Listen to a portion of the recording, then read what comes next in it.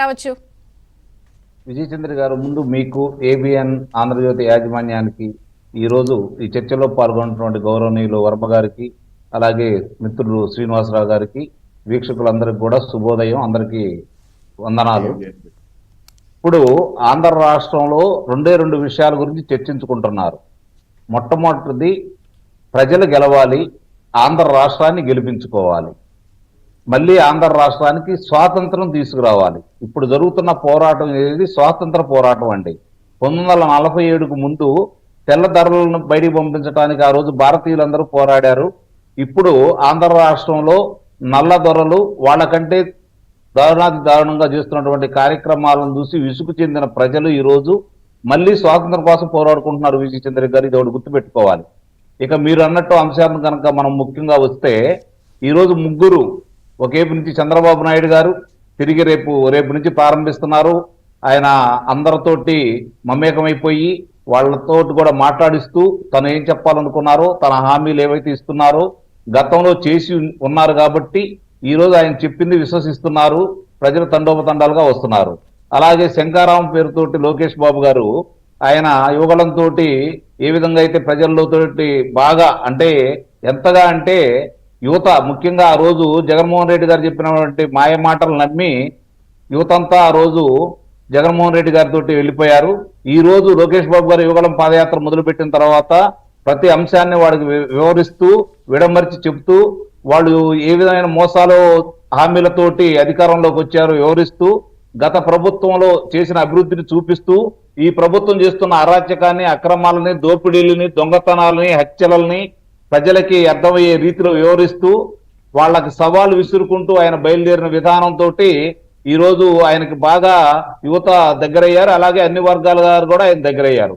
ఇక మనం పవన్ కళ్యాణ్ గారి గురించి ప్రత్యేకంగా చెప్పుకోవాల్సిన అవసరం ఏం లేదు. ఈ రోజు ఆంధ్ర రాష్ట్రంలో ఆయన మామూలుగానే పాదయాత్ర చేస్తే అది ఆ ప్రపంచనాన్ని ఆపడం ఎవరితరం కాదు. కాబట్టి ఆయన వారాహి యాత్ర అనేది ఎన్నుకోవడం కూడా జరిగింది.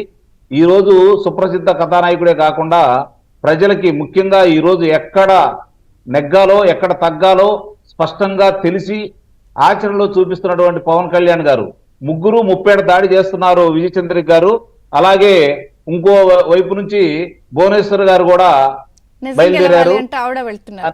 ఆమె బయలుదేరుతున్నారండి. ఇక్కడ సహజంగానే ఆ రోజు జగన్మోహన్ రెడ్డి గారు ఒక హామీ ఇచ్చారండి, సిపిఎస్ ను రద్దు చేస్తానని.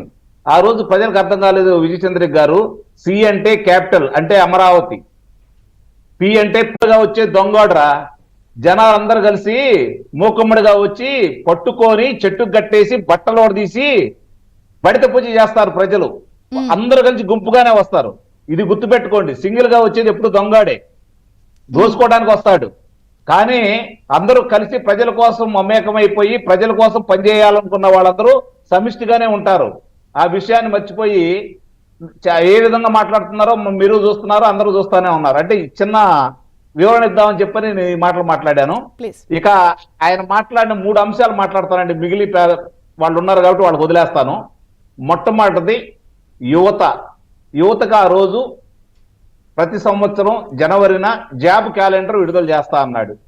వాళ్ళ కోసం ప్రత్యేకంగా చంద్రబాబు నాయుడు గారు ఇచ్చే 2000 కాకుండా అదనంగా ఇచ్చేసి వాళ్ళకి పరిశ్రమలు తీసుకొచ్చేసి ఉద్యోగ కల్పన చేయించేసి వాళ్ళ కాళ్ళ మీద వాళ్ళు నిలబడేట్టుగా చేస్తా అన్నాడు. అవి 2 తప్పాడు. ఈ రోజు వచ్చే తలికి వాళ్ళని వాలంటరీ ఉద్యోగాలు ఇచ్చేసి, అది కూడా ఆయన సంస్థకి ముఖ్యంగా సాక్షి పేపర్కి ప్రతిరోజు 2,63,000 మంది వాలంటీర్ల ద్వారా 5,26,000 పేపర్లను ప్రతిరోజు కొనుక్కుంటూ వాళ్ళ ద్వారా లబ్ధి పొందుతున్నాడు. వాళ్ళకి చిన్న చిన్న తయారాలు ఇస్తూ వాళ్ళకి ఏదో ఉద్యోగాలు ఇస్తాం, రేపు పొద్దున దాన్ని పర్మనెంట్ చేస్తాను, నేను మీకు ప్రతి సంవత్సరం పెంచుకుంటూ వెళ్తానని చెప్పని మాయ మాటలు చెప్పి నమ్మించాడు. ఈ రోజు చాలా మదన పడుతున్నారు.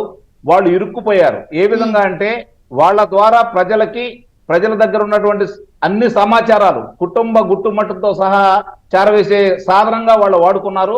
ఈ రోజు ప్రజల్లో వాళ్ళు ఎంత పలసనయ్యారో, ప్రజల్లో వాళ్ళెంత దోషులయ్యారో వాళ్ళకి అర్థమైపోయింది. ముఖ్యంగా వాళ్ళ తల్లిదండ్రులు అంటే విజయ్ చంద్ర గారు బాగా గుర్తుపెట్టుకోవాలి. వాళ్ళ తల్లిదండ్రులు పడే మదన మామూలు విషయం కూడా కాదు. ఎందుకంటే ఈ పిల్లలకి పెళ్లిళ్ళు కావట్లేదు, తిడుతున్నారు. వాళ్ళు చేసే అకృత్యాలకి, ప్రభుత్వం చేసే అకృత్యాలకి వీళ్ళని